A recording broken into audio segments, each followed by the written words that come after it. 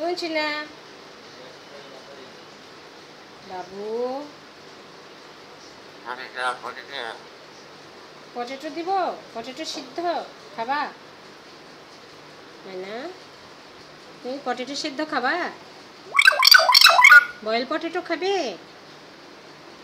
You are eating boil potato?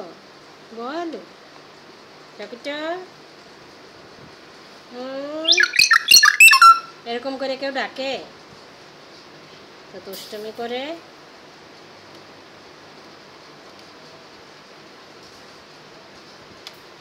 ওরে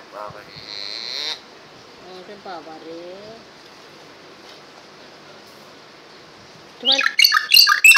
তোমার কি মাজায় ব্যথা হয়েছে বাবার মতো, তাই বলছো ওরে বাবা রে? ওরে বাবা রে, বাবা রে বাবা। ওর বাবা শোনা বলে মাজায় ব্যথা পাইছিল, সেটা মুখস্থ করে ফেলেছে। ওরে বাবা এসেছে। তোমার বাবা কই? আমাকে শোনা শোনা বলো, বলো শুনে শুনে।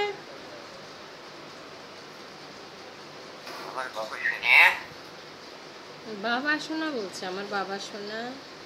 আমাকে শোনা, আমাকে শোনা বাবু বলো, নাহলে আমি রান্না করবো না, তোমাদের দুজনকে খেতেও দিব না, তোমাকে আর তোমার বাবাকে। আমাকে শোনা বলো।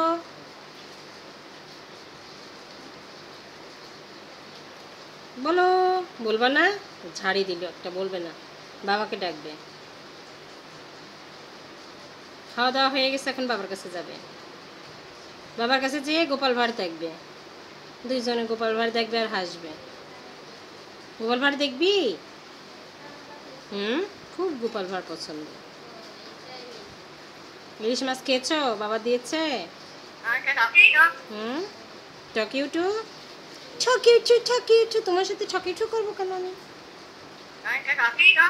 না, টকিউটু করবো না। তুমি পচা, তুমি কি আমার পচা শোনা না কলিজা শোনা, মন শোনা? জান, জান বলো তো, জান, জান বল, বলবার না? এটা কি ও এখন বাবার কাছে যাবে? টকিটা বাবার কাছে যাবি? দেখো কি বলছে।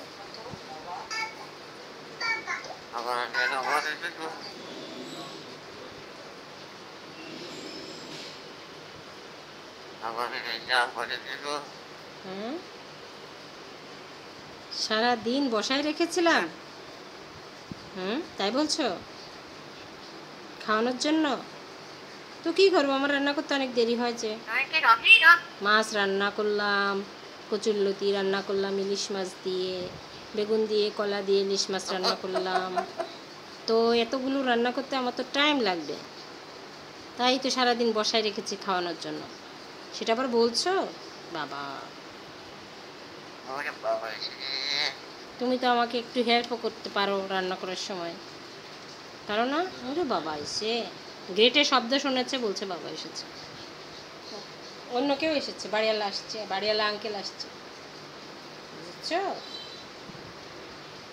জান, আজকে বলে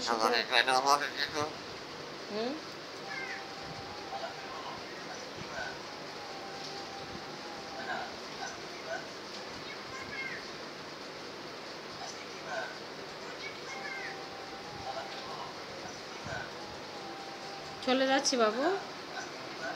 শোনা না, বলছে হাই, যাবো না, তোমার কাছে থাকবো।